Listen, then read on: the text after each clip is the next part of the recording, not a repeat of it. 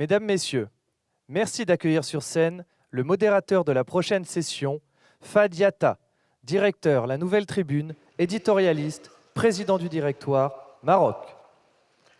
Merci beaucoup. Mesdames et messieurs, bonsoir. Je suis très heureux et honoré d'avoir la belle tâche d'organiser les débats sur une problématique qui est extrêmement actuelle et importante, celle du tourisme. Alors, nous sommes dans un espace francophone, comme la langue que nous pratiquons l'explique. Nous sommes dans une perspective de francophonie élargie, étendue, qui met en vedette à l'occasion du 15e sommet la femme et l'enfant. Mais la francophonie aussi se veut désormais économique. Et l'une des déclinaisons de la francophonie économique devrait être celle du tourisme. Mais pour autant, si on comprend que la francophonie, c'est un espace culturel, c'est un espace linguistique, c'est un espace politique, peut-on imaginer qu'il y ait un tourisme francophone? Et pour en parler, pour réfléchir à haute voix et ensemble sur cette problématique-là, j'ai le privilège de vous présenter les panélistes suivants. Alors, il y a avec nous M. Mossadegh Bali, qui est fondateur du groupe Azilaï au Mali. Il y a également avec nous M. Olivier Jacquin, directeur général de Mangalis Hotel Group, qui est un groupe africain. Il y a M. Mayaro Racine, qui est directeur général de Senegal Airlines. M. Martin Robin, non, M. Mamadou Racine Si, pardon, je respecte l'ordre alphabétique, qui est président du syndicat des hôteliers du Sénégal. Et enfin, last but not least, pardon, j'ai parlé en anglais, excusez-moi, Monsieur Martin Robin, qui est fondateur, architecte associé, Architecture Studio France. Donc vous voyez que nous avons un panel très, très riche en termes d'exhaustivité géographique, mais vous allez voir qu'il est très riche aussi en termes de compétences des intervenants. Alors, on va commencer par, non pas par le Mali, mais par Monsieur Bali, qui est malien, qui travaille au Mali. Et je voulais vous demander comment vous appréhendez-vous cette vision d'un espace touristique francophone? Est-ce que ça a du sens au moment où le tourisme, pour moi qui suis un modeste consommateur, c'est justement d'aller à la découverte d'horizons, de cultures, de civilisations qui ne font pas partie de mon quotidien. Alors, le tourisme francophone ou la francophonie du tourisme, est-ce que ça a du sens en tant que concept, et d'après ce que vous en pensez et d'après votre propre expérience? Merci. Tout d'abord, merci à l'APIX de m'avoir invité à ce premier forum. C'est vrai que, et j'en discutais avec mon voisin, c'est difficile de définir ce que c'est qu'un tourisme francophone, parce que le tourisme, par essence, est mondial. Mais nous pouvons dire que, puisque nous parlons une langue, nous avons une langue en communauté, il est beaucoup plus facile pour un francophone et beaucoup plus naturel pour un francophone d'aller passer des vacances dans un pays francophone ou d'aller faire des affaires dans un pays francophone. Donc je crois que si nous considérons cet attribut culturel qu'est la langue, c'est quand même un grand atout pour les francophones d'échanger et de voyager et de visiter des pays francophones. Si nous ramenons ça au niveau de l'Afrique et au niveau de notre sous-région ouest africaine, nous avons la chance d'avoir un espace sous-régional qui est l'UEMOA. Les 8 pays de l'UEMOA parlent le français. La Guinée-Bissau, en plus du français, parle le portugais. Je pense que c'est une chance et il faudrait développer cet espace naturel et en faire une zone, je dirais, de tourisme naturel. Et cela passe bien sûr par des préalables. Ce matin, nous avons eu un intervenant qui a parlé de l'Open Sky. Je pense que c'est quelque chose d'extrêmement important et le directeur général de Sénégal Airlines est là. Le jour où nous aurons l'open sky dans nos pays sur ce continent, le tourisme va en bénéficier énormément. Je prends un exemple précis. Notre groupe a un hôtel en Guinée-Bissau. Chaque fois que les compagnies aériennes, pour une raison ou une autre, ont arrêté de desservir la Guinée-Bissau, notre taux d'occupation a chuté jusqu'à 5%. Et chaque fois que ces compagnies reprennent, notre taux d'occupation grimpe. C'est pour vous dire le lien qu'il y a entre l'aérien et le tourisme. Donc ça, c'est quelque chose d'extrêmement important. Bien sûr, on a parlé ce matin de la problématique des visas. Il est temps que les pays francophones, ou tout le moins les pays de l'UEMOA, instaurent un visa unique. Nous faisons venir souvent des consultants. J'en ai fait venir un récemment, qui est de nationalité hollandaise, qui devait visiter l'ensemble de nos hôtels, c'est-à-dire au Mali, au Bénin, en Guinée-Bissau et au Burkina. Mais il a eu à faire 4 visas. Pour vous dire un peu la complexité, s'il y avait un seul visa UEMOA, il aurait eu à faire qu'un seul visa et puis le problème est réglé. Donc cette problématique de visa aussi est quelque chose d'important. Et puis maintenant, après, il y a tout ce qui est incentives. Excusez-moi, incentives, c'est anglophone. Tout ce qui est amélioration du cadre des affaires. Je pense que l'UEMOA est en train de travailler sur un code des investissements touristiques qui sera appliqué dans l'ensemble des pays. Et là aussi, ce sont des choses que nous devons suivre. Et à ce sujet, je félicite le Sénégal qui a décidé de mettre le taux de la TVA sur le secteur du tourisme à 10%. Je crois que c'est quelque chose à saluer et qui encourage le tourisme dans nos pays. Merci. Voilà ce que je peux dire sur le tourisme francophone. Merci beaucoup, M. Bali. Vous avez été très clair et rapide. Alors, ça me permet donc d'aller vers M. Jacquin, qui est hôtelier, si j'ose dire, enfin, en tout cas directeur général d'un groupe hôtelier. M. Jacquin, si j'ai bien compris les propos de M. Bali, je suis francophone. Au passage, je suis francophile aussi, mais je suis francophone. Je voudrais visiter un pays. Est-ce que vous pensez que comme préalable ou comme condition première, je vais penser à la langue ou je vais penser aux conditions d'accueil, à la qualité de l'hospitalité, à l'infrastructure hôtelière et à l'attractivité du produit dans lequel je vais? Est-ce que l'espace francophone touristique n'est-il pas réduit par la comparaison à des zones comme l'Asie, les Caraïbes, l'Europe, etc. Pourquoi on irait en Afrique ou pourquoi on irait en francophonie pour faire du tourisme? Alors, plusieurs questions dans votre question. Bien sûr qu'on est toujours plus à l'aise dans le pays de sa langue. Hein, donc, si l'Afrique francophone veut accélérer sa clientèle francophone, principalement française, mais bien sûr suisse, belge, et même beaucoup plus loin. Hein. Les Canadiens sont les bienvenus en vacances en Afrique de l'Ouest. On va garder un petit peu l'esprit Afrique de l'Ouest, qui est le plus développé dans le tourisme.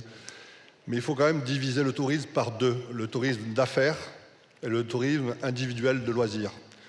Le tourisme d'affaires, il va se développer en Afrique. Qu'elle soit à l'ouest, à l'est, mais on va rester sur l'Afrique francophone. Il fallait des infrastructures. Vous m'avez posé la question, est-ce que le niveau des infrastructures sont adéquates par rapport aux demandes du client? De plus en plus, mais ce n'est pas le cas. Ce n'est pas le cas, sinon Mossadegh, à ma droite ou moi-même, nous ne serons pas là en train de construire des hôtels. Donc, je vais vous donner juste des chiffres, je n'ai pas envie de vous abreuver de chiffres. Seulement 5% de l'hôtellerie subsaharienne a une marque. Et moins de 10% de l'hôtellerie subsaharienne correspond aux normes internationales de design, de sécurité, de bien-être. 5% d'une Afrique subsaharienne brandée, je compare avec l'Europe, c'est 35%, les États-Unis, c'est 70%. Ça nous donne un petit peu la marge de manœuvre que nous avons pour faire les choses bien. Et que pour que tout le monde puisse développer des hôtels, que ce soit des groupes locaux, régionaux, nous-mêmes, et laisser aussi continuer les groupes internationaux, principalement anglo-saxons. Mais nous devons apporter une touche différente sur le tourisme en Afrique de l'Ouest. Nous avons nos racines africaines. Moi, j'ai un propriétaire africain, qui est le groupe Telium, qui croit beaucoup en l'hospitalité dans l'Afrique de l'Ouest. C'est pour ça qu'il a dégagé un montant significant pour construire dans 11 pays francophones plus de 2500 chambres. Mais on ne construit pas pour construire, on construit parce qu'actuellement, il y a un manque crucial de bonne hôtellerie, comme je vous l'ai dit. Mais pas forcément 5 étoiles. Vous savez, dans les années 70, l'Afrique s'est dotée d'hôtels 5 étoiles pour recevoir les visiteurs internationaux, principalement des hommes d'affaires européens, pour faire des contrats. Par contre, maintenant, il faut penser à l'hôtellerie moyen et bas de gamme, qui est très mal représentée en Afrique. Encore plus dans l'économique, où il n'y a quasiment pas de tissu économique, alors que c'est le tissu hôtelier le plus répandu au monde. Les marques comme Ibis, Campanile, Daisy aux États-Unis, c'est quasiment 30% d'hôtellerie mondiale. Et si vous reprenez ça sur l'Afrique de l'Ouest, c'est quasiment inexistant. Ça ne veut pas dire qu'il n'y a pas des hôtels 2 étoiles, mais il faut repenser le modèle économique de l'hôtellerie par le bas pour permettre une hôtellerie à tous les niveaux, pour permettre au tourisme national, régional, intra-africain de se développer, parce que tout le monde n'a pas les moyens de dépenser 300 € ou 250 $ dans une chambre d'hôtel, et pour pouvoir permettre les lignes transversales, et là on en parlera avec nos amis de Airline, pour avoir une vraie transversalité dans la ligne aérienne, parce que sans l'aérien, on n'est rien. L'Afrique, c'est 15% de la population mondiale, mais c'est 4% des routes aériennes mondiales. Donc il faut rétablir cet équilibre. Comme le disait ce matin Richard Latias, on ne peut pas remonter à Paris pour aller à Libreville. De Dakar, c'est pas possible. J'en ai fait l'expérience. De Kinshasa pour aller à Sierra Leone, j'ai dû remonter sur Paris pour faire que 12 heures de vol au lieu des 23 heures proposées par la compagnie aérienne qui devait faire cette route. Donc on a beaucoup de choses à faire encore. Le chemin est très long. Merci beaucoup, Monsieur Jacquin.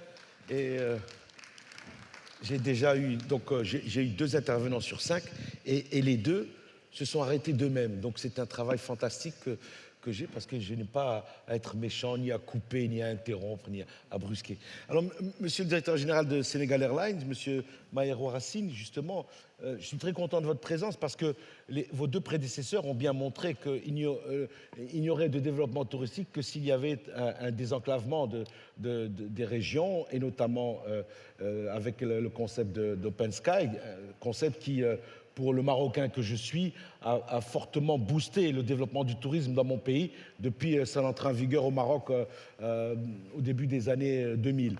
Et Sénégal Airlines, c'est une jeune compagnie aérienne, si mes connaissances sont bonnes. Est-ce qu'aujourd'hui, Sénégal Airlines, le Sénégal et les concepteurs de votre politique de développement touristique ont conscience des efforts et des pistes à emprunter pour justement développer le tourisme au Sénégal, alors que votre pays, permettez-moi de le dire, est un pays magnifique? Merci beaucoup.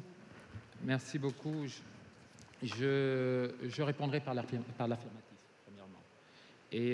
Mais avant de donner cette réponse, je pense, avant de m'étaler dans la réponse, je souhaiterais quand même faire un petit historique, parce qu'on parle souvent d'open sky, donc d'ouverture du ciel, pour éviter l'anglicisme.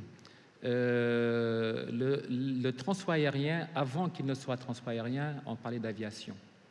Et l'aviation a été utilisée comme outil, justement, de conquête, outil de pionnier, ensuite outil arme de convoitise et de lutte. Parce que les 2 premières guerres se sont soldées grâce à l'aviation. Et donc, après la Première Guerre mondiale, il y a eu ce qu'on appelle la Convention de Paris en 1919 pour décréter que le transport aérien, l'aviation, était un objet de souveraineté nationale. L'espace aérien appartenait plutôt aux États plutôt qu'autre chose. Et donc, malgré les développements après la Seconde Guerre mondiale, malgré le développement de cet effort de guerre qui a abouti justement à un enjeu économique, parce qu'on a transformé tout ce qui était avion militaire, pilote militaire, pour en faire des civils, et donc développer cet outil d'intégration et de rapprochement des peuples. Mais malgré ça, il est resté quand même un objet de souveraineté. C'est-à-dire qu'il n'y a pas eu ouverture du ciel, l'espace aérien a toujours appartenu, malgré l'ouverture, donc malgré la démocratisation de l'aviation, l'espace aérien est resté encore un outil d'intégration, de souveraineté plutôt, je dirais. Et donc, ce n'est qu'en 1978, avec ce qu'on appelle l'acte de déréglementation aux États-Unis, qu'on a commencé à voir le développement, l'ouverture du transport aérien. les États-Unis ont décidé d'ouvrir leur ciel. Mais cette ouverture ne s'est faite qu'après s'être préparée pendant des décennies. L'Europe, à ce moment, n'a pas voulu ouvrir son ciel. Et pourtant, l'Europe était en mesure de le faire, mais ils ne l'ont pas fait. Et ce n'est que quelques années plus tard que l'Europe n'a pas décidé d'ouvrir son ciel brutalement, elle l'a fait d'une manière progressive, tout en permettant à ces instruments de transport aérien de se développer et de pouvoir servir de bouclier par rapport à l'invasion qui proviendrait de l'extérieur. Et donc, fort de ça, maintenant, en Afrique, également arrive l'heure de la déréglementation du transport aérien. Et si nous ne sommes pas prêts à cette déréglementation, ce que l'Amérique a évité, ce que l'Europe a évité, nous risquons de rentrer dans ce piège et qu'il faudrait éviter. Et c'est quoi ce piège? Mais ce piège également, c'est de ne pas avoir des instruments suffisamment préparés à la compétition. Mais est-ce que le nombre d'avions, c'est un instrument? Pardon? Quand on parle de taille de la flotte, etc., est-ce que c'est ça les instruments sur lesquels vous comptez quand vous parlez d'instruments, concrètement, c'est quoi ces instruments? Un instrument de transport aérien, c'est une compagnie aérienne. Parce que d'un côté, la compagnie aérienne étant un objet d'intégration économique, mais également un outil de souveraineté. Et donc, parce que c'est le deuxième, pour la compagnie nationale, c'est le deuxième emblème d'un pays derrière son hymne national. Donc, il y a des choses à préserver à ce niveau-là. Aujourd'hui, si, par exemple, prenons l'exemple dont vous parliez tout à l'heure, l'exemple du Maroc. Le Maroc a décidé, par un signal fort, d'ouvrir son ciel en disant qu'avant la fin de la décennie, il faudrait qu'on ait plus de 10 millions de touristes. Et ils l'ont fait. Mais ça s'est fait au prix d'une préparation. Le Maroc a préparé, pas uniquement la compagnie, bien sûr, le Maroc a préparé sa compagnie nationale, mais également le Maroc a préparé tout son tissu industriel du transport aérien, de l'aéronautique, avec un aéroport de Mohamed V qui s'est développé en un temps record. Et donc, tous ces instruments, c'est tout un maillage qu'il faudrait préparer. Et maintenant, ce qui semble un petit peu surprenant, c'est que c'est autant les nations qui ont toujours fait du protectionnisme par rapport à leurs instruments nationaux, par rapport à leurs compagnies nationales, et c'est eux, maintenant c'est plutôt elles qui vont à la conquête du monde en voulant libéraliser à tout prix. La libéralisation, pour des intérêts économiques, doit se faire d'une manière contrôlée. Aujourd'hui, nous avons un outil extraordinaire en Afrique. Il y a la décision de Yamoussoukro qui libéralise à sa manière. Donc, nous avons un support et qui permet aujourd'hui aux instruments africains de pouvoir se développer. D'accord? L'Afrique intra-africain, le transport intra-africain doit pouvoir se développer sur la base de ce concept de la décision de Yamoussoukro. Donc, il faut quand même réglementer, mettre un cadre juridique, n'est-ce pas, réglementaire, avant de pouvoir laisser la possibilité. Mais si j'entends bien ce que vous dites et je partage votre opinion. Moi, ma préoccupation, c'est de vous interpeller sur une problématique, non pas d'urgence, il n'y a pas d'urgence, mais de rapidité. C'est-à-dire que le marché, le Sénégal, c'est 3h30 ou 4 heures de vol de Paris. Il y a 300 millions, il y a 500 millions de consommateurs. Les gens recherchent le dépaysement, le soleil, la langue française et ça.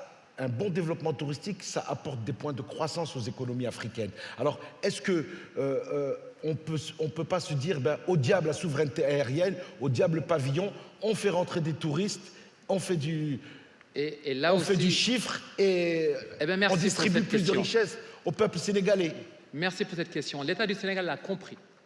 L'État du Sénégal a décidé d'aller vite. L'État du Sénégal a décidé de développer son transport aérien. L'État du Sénégal a décidé aujourd'hui de profiter de sa position naturelle qu'aucun autre pays en Afrique ne dispose pour pouvoir développer son transport aérien. Et c'est la raison pour laquelle cette rapidité, elle est là, elle existe, elle va se faire le plus rapidement possible. Inch'Allah, comme on dit au Maroc. Bien, je vais poser la question maintenant à un de vos, un des participants de cet effort, de cet essor, c'est M. Mamadou Racine Sy, qui est le président du syndicat des hôteliers. Alors, l'industrie hôtelière du Sénégal est-elle à la hauteur des ambitions que nous posons tous pour nos pays, celui d'un développement inclusif, créateur de richesses pour nos populations et d'élévation du niveau de vie, celui d'une attractivité du produit et de la qualité de l'accueil et aussi de la diversité de l'offre. On ne peut pas accueillir tout le monde dans des 5 étoiles, mais on ne peut pas accueillir tout le monde dans des 2 étoiles. Donc comment vous voyez-vous votre business, votre travail et la situation de votre secteur aujourd'hui? et des perspectives qu'il offre. Merci beaucoup.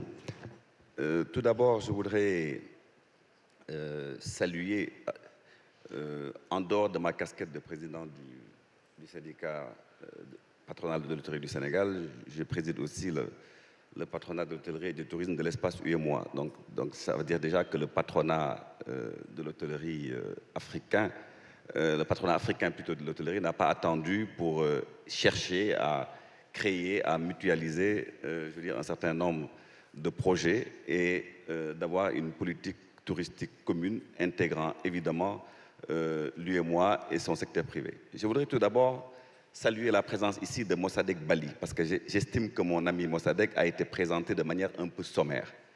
Monsieur Mossadegh Bali est un grand monsieur de l'hôtellerie, qui a été l'un des premiers Ouest-Africains, sinon le premier, à édifier un groupe essentiellement africain qui est le groupe Azalai, qui existe à Bamako, à Ouagadougou, en Guinée-Bissau, au Niger, un peu partout. Je crois qu'il mérite d'être salué parce que c'est le premier d'entre nous qui a réussi à édifier un tel groupe. Et je crois qu'il mérite d'être encouragé et reconnu.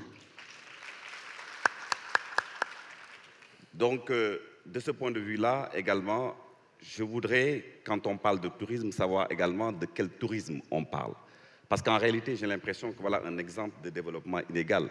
Parce qu'en réalité, quand on parle de tourisme, c'est en réalité à sens unique. C'est toujours le pauvre et le riche. Ça veut dire que c'est les Occidentaux, eux qui ont de l'argent, qui viennent visiter, je veux dire, nos pays, nos infrastructures. Mais je veux dire, en sens contraire, quand il s'agit, par exemple, pour les Africains d'aller visiter l'Europe, il y a déjà, je veux dire, des goulots d'étranglement. Ça veut dire que quand on parle d'échange, il faut aussi faciliter les échanges. Quand on reste 10 jours pour avoir un visa, même pour les Africains qui remplissent tous les critères pour aller visiter l'Europe, ça pose un problème. Ça pose un problème de ségrégation. Eux, pour visiter notre pays, il leur faut 30 minutes ou 1 heure de temps pour avoir le visa. En sens contraire, les Africains, même quand ils ont les moyens, il leur faut 1 semaine, 10 jours, et quelquefois même, on leur refuse le visa. Donc, quelle est cette hypocrisie des politiques?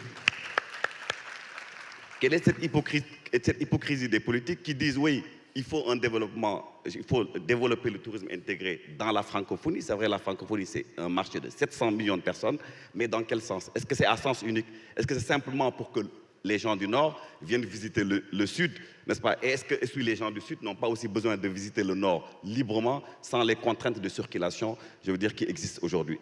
Là aussi, c'est une autre problématique. Maintenant, c'est dit en passant. Maintenant, pour ce qui est du tourisme également, je veux dire, en Afrique, particulièrement pour le cas du Sénégal, qui est aussi un exemple. Le Sénégal, je voudrais dire, est un exemple, je dirais, unique en Afrique de l'Ouest. Ça fait quand même, c'est en 1960 que nous avons déjà commencé à avoir une politique touristique. Moi, je lisais un article en venant, même mon propre père, en octobre 1965, a été le premier Africain élu comme vice-président de l'Organisation mondiale du tourisme. À l'époque, c'était l'Union internationale des organisations officielles du tourisme, dirigée à l'époque par Arthur Holo et Robert Lonati.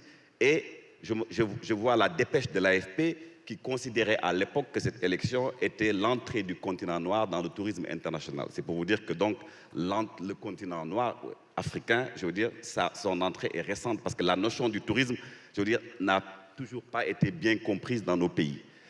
Maintenant, pour parler du cas spécifique du Sénégal, donc je dis que donc, le Sénégal a un passé dans le domaine du tourisme, passé qui fait que nous avons eu en quelque sorte un certain leadership, je veux dire, en Afrique de l'Ouest.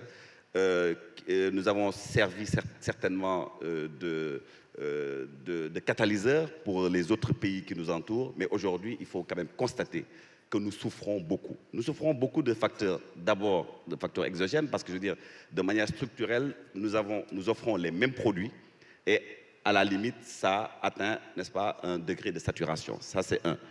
Donc, il faut diversifier l'offre, ça me paraît important. Il faut aussi que nous puissions accompagner les investissements. Et donc, il faut un instrument spécialisé. Il faut un crédit hôtelier. Il faut un instrument qui puisse, je veux dire, accompagner les investissements. Et de plus en plus, qu'on puisse favoriser des joint ventures entre ceux qui viennent investir chez nous et les nationaux. Quelqu'un en parlait tout à l'heure, il faut aussi favoriser l'écrémage de petites unités, parce qu'effectivement, il faut aller du plus bas au plus petit. Il faut des petites unités, des campements, des auberges, de petites unités hôtelières, mais pour cela, Les gens ont les idées, mais ils n'ont pas forcément les moyens. Donc je crois que de ce point de vue-là, il faut là aussi une volonté, je veux dire, gouvernementale, de créer les instruments, les outils nécessaires pour accompagner l'investissement dans l'hôtellerie, d'autant plus que c'est un investissement à long terme. C'est extrêmement important. Et donc il faut des crédits spécifiques, des financements spécifiques, avec des taux bonifiés pour permettre effectivement aux nationaux, je veux dire, s'en sortir.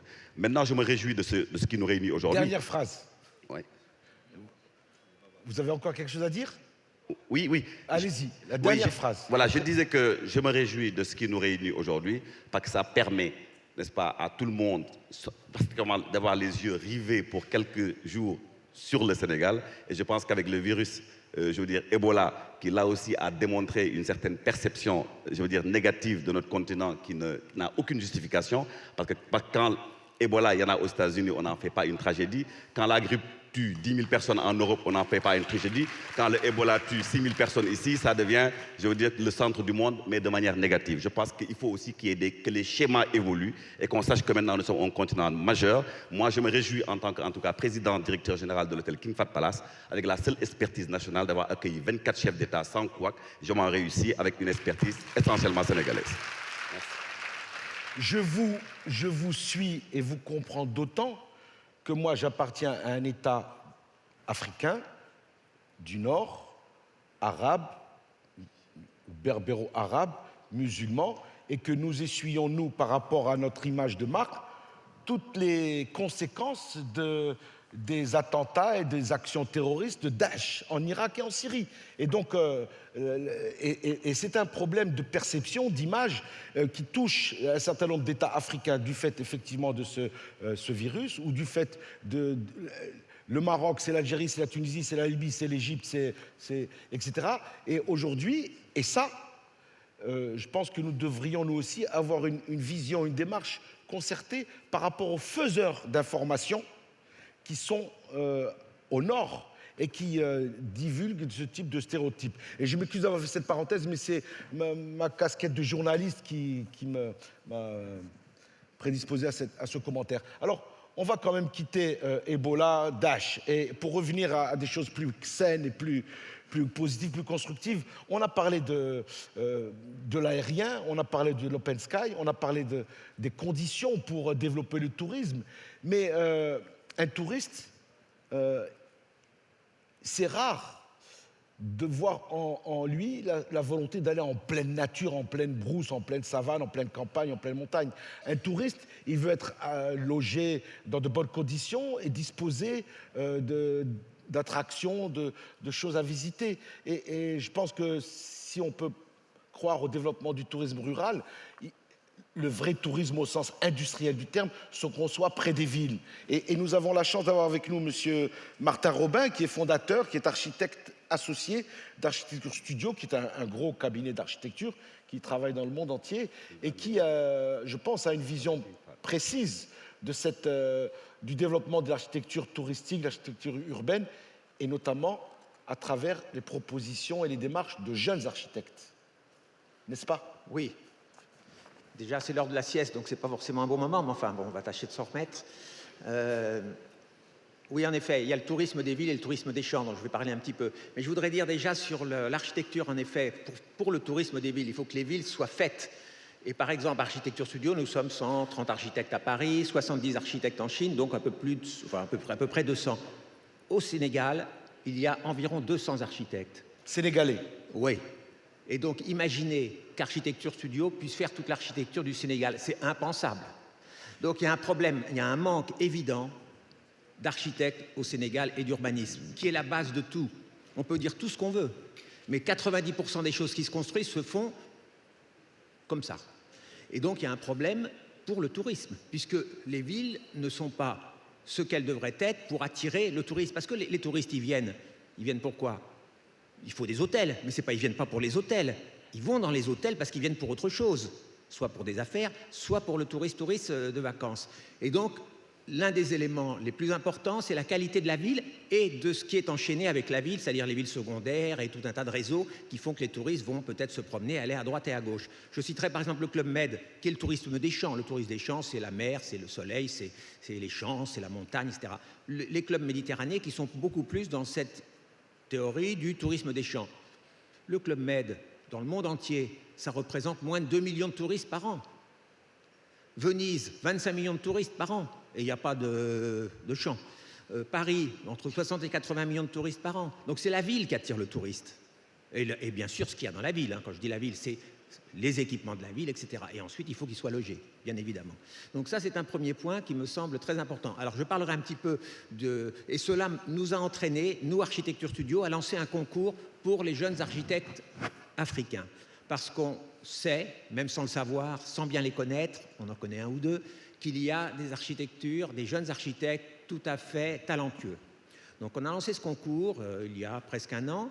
Et il y a eu un jury international avec Constant Némalé qui a parlé hier, qui est le président de France 24, avec Jean-Jacques Cotteau qui est un architecte qui a créé une petite école, mais qui j'espère deviendra grande parce qu'il n'y a pas d'école non plus. Il n'y a pas d'école non plus dans l'Afrique francophone. Il n'y en a qu'une au Togo pour former tous les architectes.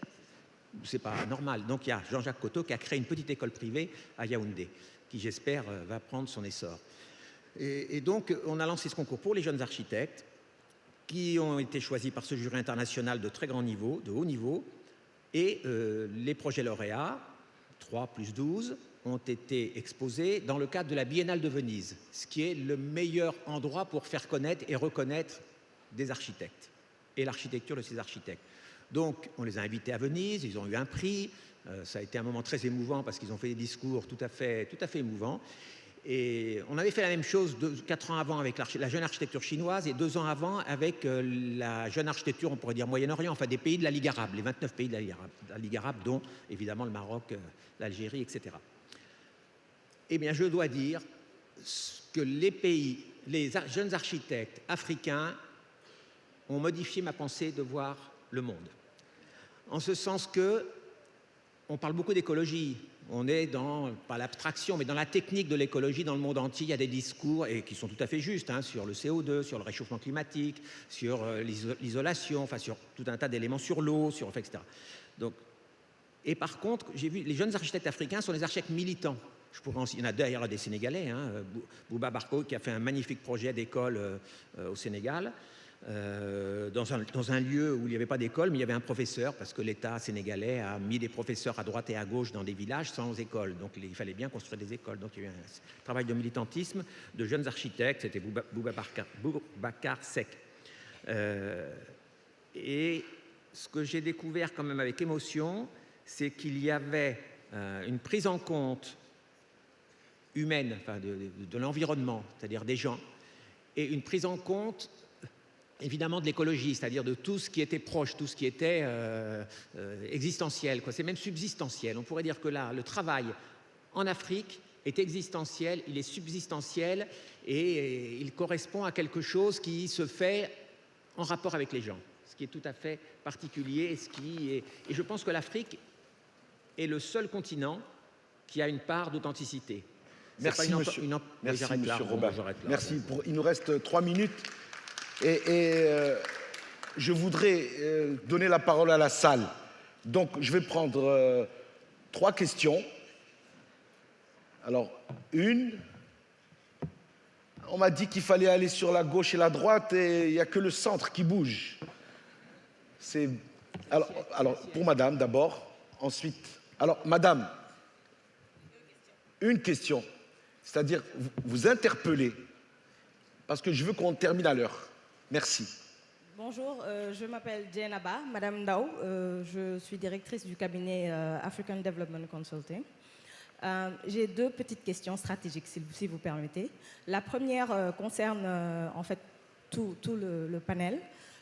J'aimerais savoir, est-ce qu'il peut exister une stratégie régionale du tourisme, de sorte qu'un touriste qui vienne visiter le Sénégal passe par le Mali, par le Burkina, par la Côte d'Ivoire, etc. La deuxième question concerne Senegal Airlines. Je voudrais savoir si la stratégie de Senegal Airlines est alignée à celle du pays, du PSE, de sorte que lorsque l'aéroport de Ndiass, qui sera un aéroport flambant neuf en 2015, qui fait que le Sénégal a l'ambition de devenir un hub, la compagnie aérienne sera prête à l'accueillir. Merci. Merci. À la deuxième question, la dame en rose. Voilà, donc numéro 3. Aussi rapidement que la première. Bonjour, Christine Holzbauer, je travaille pour African Business et je suis basée à Dakar et dans toute l'Afrique de l'Ouest et du centre. La question va dans le sens de la dame avant, c'est-à-dire je voulais demander à Monsieur Sy, puisqu'il représente aussi l'UMOA, c'est-à-dire les 8 pays de l'UMOA, quand est-ce qu'il y aura un visa pour les touristes étrangers qui viennent en Afrique, de façon à pouvoir passer d'un pays à l'autre sans problème, parce qu'un tourisme en fait africain, c'est aussi souvent un tourisme de découverte, et on veut bien venir au Sénégal, mais on veut bien aller en Gambie, on veut bien aller en Guinée-Bissau, etc. Merci madame. Numéro 2. Bonjour, je suis Stanislas Beleux de l'Université de Nancy et d'Outsourcing. Ma question serait de savoir, surtout à M. Sy et même à tout le monde, M. Bali aussi, pourquoi nous n'arrivons pas à promouvoir des investissements sur le tourisme national? Nous avons un certain pouvoir d'achat qui est là, détenu par beaucoup de populations maintenant. Pourquoi nous n'encourageons pas, nous les locaux, à faire du tourisme? Et la seconde question aussi, c'est cette question que j'ai toujours eue par rapport au secteur du tourisme, que je sens très fragile. Les crises au Maghreb ont mis en péril le tourisme. Ebola a fait des milliards de pertes. Pourquoi aujourd'hui ou sur quoi on devrait s'appuyer pour avoir un secteur fort continuellement afin aussi d'encourager de nouveaux investissements? Parce que même les hôtels que je vois, c'est des anciens. Donc c'est un peu ça mes questions. Merci. Merci. Dernière question, numéro 4. Bonjour, je m'appelle Babacar Gueye. Je suis spécialiste en leasing pour le compte de la société Locafrique. Alors, moi, je voudrais juste interpeller M. Racine par rapport à la compagnie, à la notion de souveraineté aérienne dont il a parlé tout à l'heure. Bon, à la limite, moi, je suis un peu choqué parce que on a vu les dégâts causés par cette notion de souveraineté aérienne. Aujourd'hui, on recommence, on crée des compagnies et on recommence et on recommence. Est-ce qu'il ne faudrait pas aujourd'hui renoncer à cette notion de souveraineté pour mutualiser les efforts des pays pour créer au moins des compagnies qui soient viables pour permettre que les gens puissent se déplacer en Afrique sans avoir besoin d'aller jusqu'en Europe pour aller et revenir en Afrique. Donc, merci. Alors, comme on doit conclure, je vais demander aux panélistes de répondre aux questions dont ils ont envie de répondre, auxquelles ils ont envie de répondre, pardon, et donner chacun leur mot de la fin, donc rapidement, pour qu'on ne soit pas donc à tout seigneur, tout honneur. Merci. Très rapidement, le tourisme régional, c'est l'avenir. Il faudrait qu'un touriste qui veut venir se bronzer à Sali puisse aller faire du tourisme culturel à Tombouctou, ma ville d'origine, puisse aller faire de la chasse au Burkina Faso. Et pour ça, effectivement, il faut régler le problème de visa et il faut régler le problème de l'avion. Souvent, le touriste va payer moins cher pour quitter Paris et venir à Dakar que de prendre son avion de Dakar à Bamako. Si vous voulez faire Dakar-Bamako aujourd'hui, en éco, ça va vous coûter presque 500 €. Moi, je suis rentré il y a 2 jours de Paris, j'ai fait un aller-retour dans la journée Paris-Nice, Paris-EasyJet, j'ai payé 100 €. Alors, vous voyez un peu la différence. De deux, je ne suis pas très d'accord avec M. Racine par rapport à la souveraineté aérienne. Oui, les États doivent conserver leur souveraineté sur les routes aériennes, mais l'exploitation de cette souveraineté est du ressort des opérateurs privés. Je ne crois pas dans Sénégal Airlines, Air Burkina, Air Mali, Air Côte d'Ivoire. Elles sont vouées à l'échec. Elles sont vouées à l'échec. Il faut se mettre ensemble. Moi, ma génération a connu Air Afrique. La plus grosse bêtise qu'on ait faite, c'est d'avoir mis en faillite Air Afrique, avec l'aide de nos amis français d'ailleurs. Alors, vous terminez. J'ai terminé. Ça y est, parce que vous êtes trop applaudi, il faut laisser les autres parler. Bravo. Donc, il faut laisser les opérateurs. Dernier témoignage, toujours par rapport à l'aérien, parce que j'ai dit le tourisme ne survivra que, si les politiques lèvent les barrières, une des barrières c'est les visas, et 2, si on a des avions pour voyager. Quand je suis allé faire mes études aux États-Unis, j'ai pris Panam. Quand j'ai fini mes études, Panam était en faillite. Je suis venu par TWA. Quand je suis reparti aux États-Unis pour affaire, TWA n'existait plus. La première puissance économique du monde, les États-Unis d'Amérique, n'ont pas de compagnie aérienne nationale. Donc il faut qu'on revienne à ça. Merci. Monsieur Jacquat. On va aller très vite alors pour compléter ce qu'a dit mon ami Mossadegh. Oui, un jour il y aura un consensus pour faire du tourisme régional. Aujourd'hui, ça n'existe pas. Les Américains l'ont fait, puisque les Américains ou les Japonais ou les Chinois vont en Europe et ils font 3 jours à Amsterdam, 4 jours à Paris et ils terminent à Rome. Donc on le fera un jour, ça va prendre du temps. La fluidité des hommes en Afrique, ça va prendre du temps. Et on ne va pas revenir sur le problème de l'aérien. Par contre, il faut aussi une homogénéité du produit, qui soit d'entrée de gamme, moyen de gamme ou haut de gamme. Si nous n'offrons pas des infrastructures équivalentes à ce que fait l'Asie ou ce que fait la Caraïbe ou ce que fait l'Amérique du Sud, l'Afrique ne pourra pas prendre le dessus. Et pour moi, la meilleure nouvelle pour l'Afrique, c'est le tourisme. Si vous prenez les ressources naturelles, qu'elles soient Est, Ouest, Nord ou Sud, l'Afrique a le plus beau développement sur les 30 prochaines années pour le tourisme. Merci beaucoup, Monsieur Jacquat. Monsieur Mayoro Racine, qui avait été très secoué, il y a des turbulences aujourd'hui. Eh oui, c'est le propre d'une compagnie aérienne. Je vous en prie. C'est le propre de l'aérien. 1 minute et demie pour présenter votre défense. C'est le propre de l'aérien, en effet. Merci beaucoup. Je reprendrai à Madame Dao par rapport à sa question relative au PSE. En effet, parce que dans le PSE lui-même, il y a un volet transport aérien, donc le hub aérien. Parce qu'en effet, il y a plus de 600 milliards de francs CFA investis sur le grand projet de l'aéroport, la construction de l'aéroport de Diass, et qui aujourd'hui s'érige en tant que, comme je disais tout à l'heure, vecteur d'intégration économique. Et cet aéroport ne peut être rentable. Aujourd'hui, en dépit, c'est une position de transporteur aérien que je donne, et qui est véridique également. Cet aéroport ne peut être rentable parce qu'il faut rentabiliser cet aéroport. On ne va pas mettre 600 milliards pour une non-rentabilité. Et pour cette rentabilité, ce ne sera malheureusement pas le vol quotidien d'une compagnie européenne qui viendrait 1 fois par jour à Dakar ou un vol quotidien d'une compagnie aérienne quelconque qui viendra à Dakar qui pourrait rentabiliser cet aéroport-là. Parce qu'un aéroport vit de taxes et de redevances. Et ces taxes et redevances reposent sur l'effet volume, sur l'effet nombre de mouvements, nombre de décollage et d'atterrissage. Donc forcément, des études ont montré qu'aujourd'hui, dans les 10 plus grandes mégalopoles au monde, aussi bien Dallas, Paris, le Japon, etc., la place des 2 compagnies localement basées occupe pratiquement des fois, il y a de 85% du trafic local.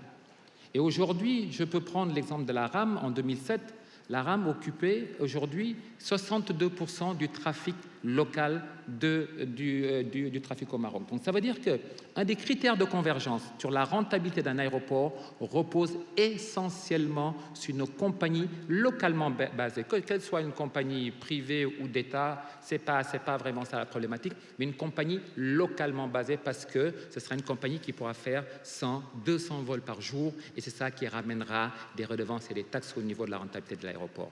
Donc, dernière phrase. Voilà. Donc le PSE se met dans ce cadre-là avec les moyens qu'il faut dans le but de développer cet outil d'intégration économique. Sinon, ce sera de l'argent malheureusement dépensé pour rien. Et je répondrai maintenant à la vous êtes malin, monsieur Mayoro. C'est une dernière question. Vous m'avez dribblé là. Bon, allez-y. C'est par rapport à la mutualisation. En effet, je suis tout à fait d'accord pour cette idée de mutualisation. Il faut mutualiser les compagnies aériennes. Et ce n'est pas une compagnie isolée qui pourra réellement générer le volume de trafic pour pouvoir avoir cette taille critique. Aujourd'hui, ce qu'il nous faudra faire, parce qu'on a vu, en effet, on a cité l'exemple d'Air Afrique, mais qui, ma foi, malgré tous les efforts que les États faisaient, Air Afrique a abouti sur un non-lieu, malheureusement. Les Français qui l'ont parce que c'était quand même une compagnie qui a vécu 40 ans, mais avec au moins 6 plans de redressement qui, aucun d'entre eux n'a pu aboutir. Donc Merci maintenant, beaucoup. ce qu'il faut faire, il faut qu'il y ait des correspondances, qu'il y ait des collaborations entre les compagnies existantes, que ce soit Sénégal Airlines avec Air Côte d'Ivoire, que ce soit Air Sénégal Airlines avec Air Burkina, que cette complémentarité-là existe et c'est comme ça que nous pouvons développer le transport aérien. Merci, monsieur Racine. Merci. Je m'excuse d'être un peu abrupt, mais le temps court. Monsieur Robin, C'est votre dernier mot, c'est lequel? Oui, dernier mot. Je dis que faire attention, il ne faut pas mélanger le fond et la forme. La forme qui a été très bien évoquée par tout le monde, à savoir les compagnies aériennes, la mutualisation, les visas, la liberté de transport, l'hébergement, etc. Ça, c'est la forme. Le fond, c'est pourquoi on viendrait. Pourquoi on vient? Pourquoi on vient?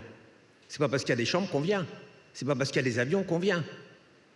Donc là, il y a un bug. La réalité, c'est pourquoi vient-on? Et l'industrie, et je pense que la culture et le fond, c'est-à-dire la culture, c'est la ville, c'est la manière de vivre, c'est les habitants, c'est la gentillesse de la réception, c'est tout le reste. On vient au Sénégal pour tout à fait d'autres raisons qu'un avion qui marche bien, qu'un visa qui fonctionne bien et qu'une belle chambre d'hôtel. Tout ça est nécessaire, mais c'est après. Merci, Monsieur Robin. Et donc, il reste à Monsieur Mamadou Racine Sy, qui est patron du syndicat des hôteliers. C'est notre hôte. Alors, c'est à vous de conclure. Merci. Je ne serai pas long. Je vais simplement pointer du doigt la cherté de nos destinations. Prenons le cas du Sénégal, où rien que les taxes, vous payez à peu près 150 000 à 200 000 francs de taxes, hors le billet d'avion.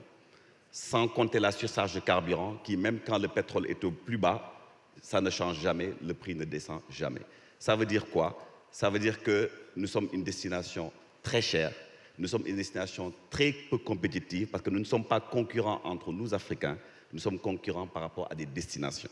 Je pense que tout à l'heure, quelqu'un l'a parlé, il y a une politique touristique commune qui est en gestation, qui est aujourd'hui en train de prendre forme. Et je crois que nous, entre privés, la preuve, ce n'est pas pour rien que Mossadegh Bali est mon ami et frère, nous parlons. Il lui-même a des projets au Sénégal. Moi-même, j'en ai au Mali, j'en ai parlé avant-hier avec le président Ibrahim Boubacar Keïta. Et donc, je crois que nous tous, maintenant, nous cherchons à sortir la tête de l'eau et à investir dans nos pays réciproques. Mais pour cela aussi, nos gouvernants doivent être décomplexés. Il est plus facile pour eux de faire confiance à quelqu'un venu de Paris avec son attaché case qu'à un Sénégalais, un Africain bon teint, qui a des projets viables, n'est-ce pas? Et je veux dire, encore une fois, on est plus enclin à donner à ce dernier un terrain, à lui donner toutes les facilités nécessaires, mais les gens ont les complexes de leurs propres nationaux. Je vous donne un exemple. Vous prenez un costume fait au Sénégal, vous mettez là-dessus une marque très connue, Made in France, les gens vont l'acheter à 200 000. Vous mettez Made in Sénégal, à 10 000, les gens vont dire que c'est de mauvaise qualité. C'est pour vous dire qu'on a un véritable problème à ce niveau. Maintenant, pour finir, parce que je ne vais pas aussi monopoliser la parole... Là, je vais me faire égorger. C'est que, tout à l'heure, quelqu'un a parlé de l'aérien, je vais finir par là. Moi-même, je suis administrateur de Sénégal Airlines. C'est vrai que ça n'a pas été un bon exemple. Je ne dirai pas ce qu'on a perdu, mais c'est des milliards. Je veux dire, donc c'est un exemple d'échec patent. Il faut mutualiser. Nous ne regrettons rien parce que nous avons fait preuve de patriotisme économique. Et je salue le courage de Maya Racine qui cherche, n'est-ce pas, tant que faire se peut, à faire, encore une fois, flotter, je dirais, Air Sénégal Airlines, parce que nous sommes dans une situation critique, il faut quand même le dire. Aujourd'hui, il faut mutualiser les moyens. Je l'ai dit à la conférence des ministres du tourisme des pays membres de l'UEMOA, il n'est pas normal que pour aller à Bamako, tous les avions quittent Dakar le même jour à la même heure. Tous les avions qui vont à Bamako quittent à 8 heures. Comment, à ce moment-là, ces compagnies peuvent gagner de l'argent? Merci. Alors que, voilà ce que je voulais Merci beaucoup. dire de ce point de vue-là. On a largement débordé. Je voudrais vous remercier au nom de l'assistance. Je crois que c'était un panel instructif, ouvert et intelligent, permettez-moi de le dire. Et donc, la suite au prochain. Merci.